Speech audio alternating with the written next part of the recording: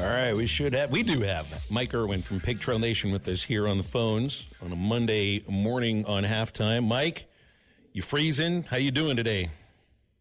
Well, I got to work. That's the good part. It is cold out there. I'm glad my car didn't break down. I think I would have been in trouble trying to walk. Yeah. Do you just wear a bunch of sweaters, because what I do, I keep the heat really where it's been all month long. I'm just putting layers on. I got hoodies on top of hoodies on top of hoodies. No, I don't do that because it gets too hot. I hate heat more than anything. I mean, it's just I don't like temperature extremes, I guess. It's nice where I am right now in our sports studio. Hey, you fired up for 5 days of playoff football in a row. Starting Thursday, you get 2 days of college football playoffs, 3 days of NFL playoffs, and I don't think we've ever experienced anything like that. Well, I hope we get some good games, some close games, because of the 8 college football playoff games that have been played so far, only one of them was a really good game. Again, as I told you guys last week, I think part of the problem is when you allow a seeded team to also play at home with a home field advantage. I think as long as that continues, and I guess it will, I think the seeded team is going to have a tremendous advantage. I think you're going to see a lot of blowouts. I think the first round may be just like, so what? Then the second round, what we saw was if you sat out and had a bye, then you probably were off for 3 or 4 weeks before you played, and we saw those teams all struggle, especially early on. Arizona State finally bounced back after getting just hit in the mouth in the first quarter, and they made a game of it and probably should have won. But the rest of those games, I think they were the average on those in round 2 was 14 points, and it was like 24 points or whatever in round 1. So one good game so far. Hopefully it'll all stabilize now. Yeah, I think you're onto something, Mike. I know at that age it's a little tougher to, when you don't play for 20-something straight days and you go do finals, you're going to do other things, and it was kind of like Oregon didn't start with the same intensity as Ohio State. And then probably Penn State's better than Boise State. I get some of that. Georgia's still like they didn't start the same way either. But going forward, Mike, when you look at this Texas-Ohio State matchup, who do you like winning this one and why? I think Ohio State wins the whole thing. I think they've been on a mission ever since they lost to Michigan. I think they just look they're dominant. Like they're checked in now, like the light switch is flipped. Yeah, absolutely. I mean they're good offensively, defensively focused. I wouldn't want to play them right now. That's for sure.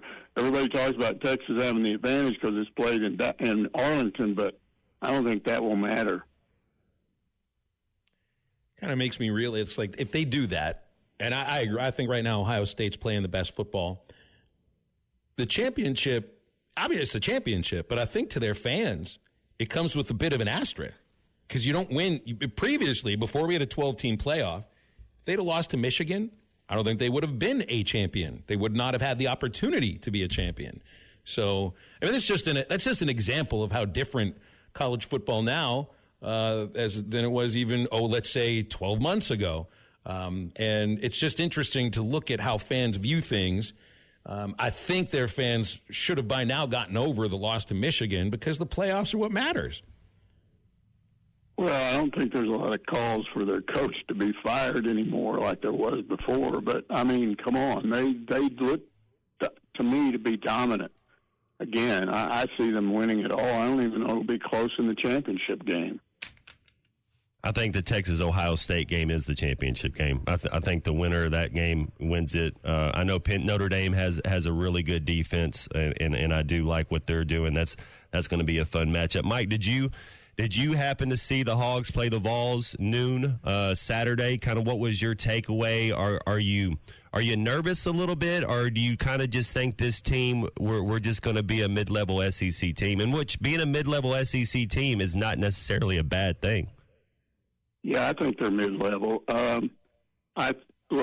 It pretty much confirmed what I thought. Going on the road is just going to get you barbecued at most places because Arkansas wasn't the only team that had the problems that they had, which they got out physical, they didn't rebound, they didn't shoot well, they didn't play good defense. Guess who else did that? Undefeated Oklahoma. And I'd watched Oklahoma a lot in November and December. They're very good, and they got slaughtered by Alabama by 28. Got beat worse than Arkansas did. And it was a similar game. I watched A&M and Texas, and I wasn't really impressed with either team. Texas was 11-2 going in. They lost by 20. South Carolina, they had 3 losses, but they were still pretty good. I'd seen them play some good games. They got slaughtered by Mississippi State by 35. And Auburn, they had a good Missouri team down by 25 before letting off the gas and still had a 16-point loss. Of all of the teams that won at home, Auburn was the least impressive because they didn't play wire to wire like everybody else did. I don't know what that means.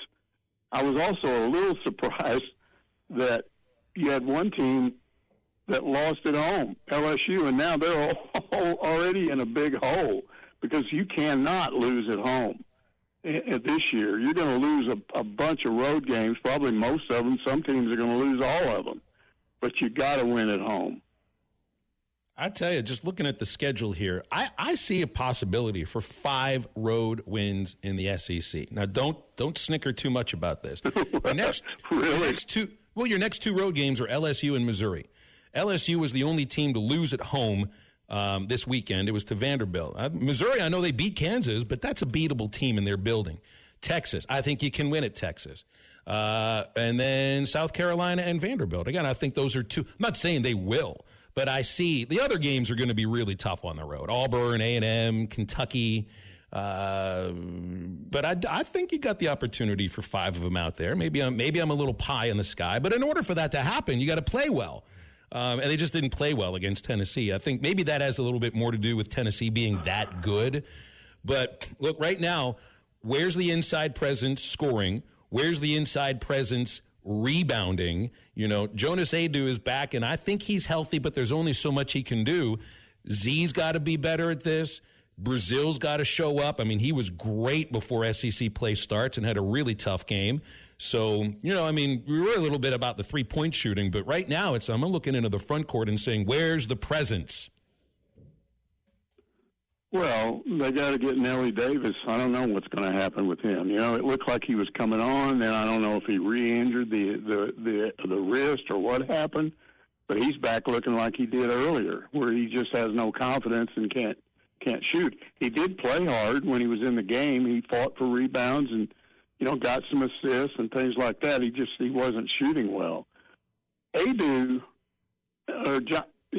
Jonas Aidoo, to me, he had the flu, and he's recovered from it, but if you've ever had the flu, you're not okay for about a week or so after you're weak, and I think that's what affected him.